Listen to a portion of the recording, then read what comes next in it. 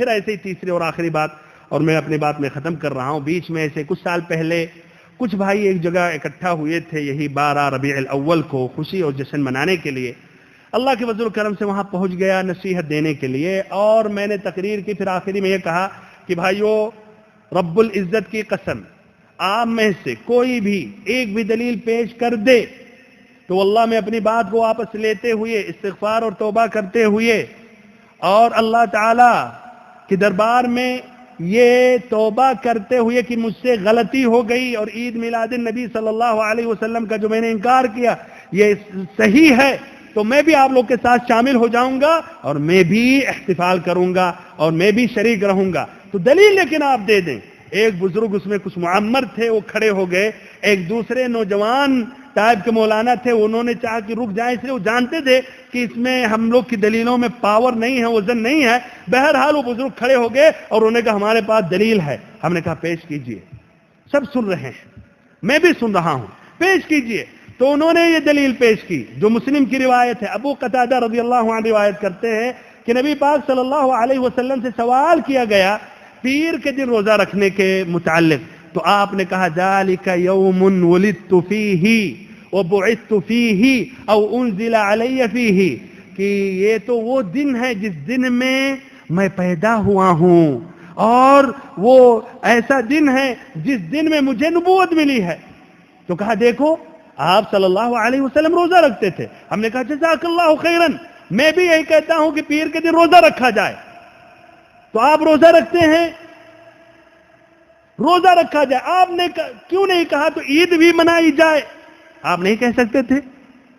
تو روزہ رکھیں آپ۔ بہرحال اب کچھ بھی نہیں، بیٹھ گئے۔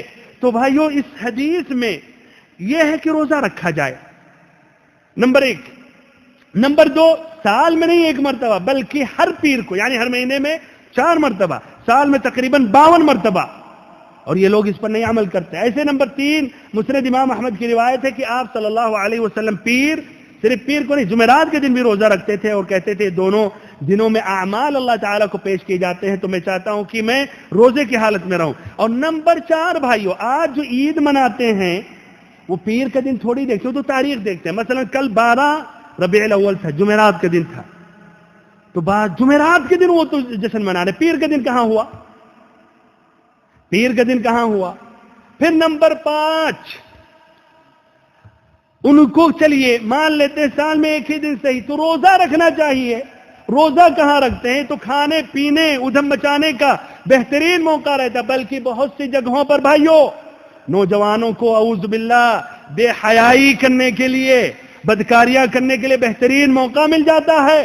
نبی صلی اللہ علیہ وسلم کی محبت کا دعویٰ کرتے ہوئے محبت کے آڑ میں ایسی بدکاریاں بہت سی جگہوں پر ہوتی، میں نہیں کہتا ہوں ہر جگہ، لیکن بہت سی جگہوں پر اس طرح یہ بھی فائدہ حاصل کیا جا رہا، تو کہاں ادھر روزہ رکھا جا رہا؟ پھر وہی چھٹا جواب اس کا یہ ہے کہ صحابہ کرام جنہوں نے حدیثوں کو نقل کیا، تابعین، محدثین نے اپنی کتابوں میں درج کیا، فقہاء الاسلام جنہوں نے حدیثوں سے فقہ کے مسئلے مسائل استنباط کیے، ان کے ذہنوں سے بات نہیں گزری، آج آپ کو سمجھ میں آ رہی ہے، یہ 7 صدی کے بعد سمجھ میں آ رہی ہے، تو بھائیو یہ حقیقت میں یہ دلیلیں نہیں ہیں۔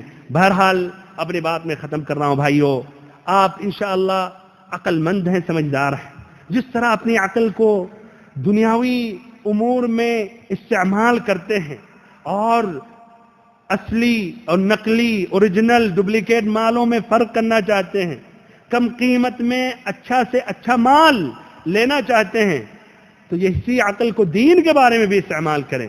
یہ کون سی بات ہے کہ جو بھی یعنی مفتی، عالم، داڑھی والا، فارغ التحصیل کسی فلاح العلوم سے بس اس کی بات لے لیں، سمعنا و اطعنا، قرآن کی طرح ایسا لگتا ہے کہ اللہ کا کلام ہے یا نبی صلی اللہ علیہ وسلم کا حکم ہے۔ نہیں، آپ تحقیق کریں، سوچیں، دلیلیں پوچھیں۔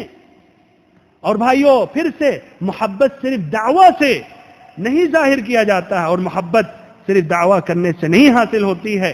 محبت کا بھی قاعدہ اور ضابطہ اللہ تعالیٰ نے ذکر کیا ہے، وہ اتباع سنت میں ہے۔ تو آپ اگر محبت کرنا چاہتے ہیں تو آپ کو بھی اسی دروازے سے داخل ہونا ہوگا جس دروازے سے صحابہ کرام، تابعین، سلف صالحین داخل ہوئے، اور انہوں نے نبی صلی اللہ علیہ وسلم سے سچی محبت کی۔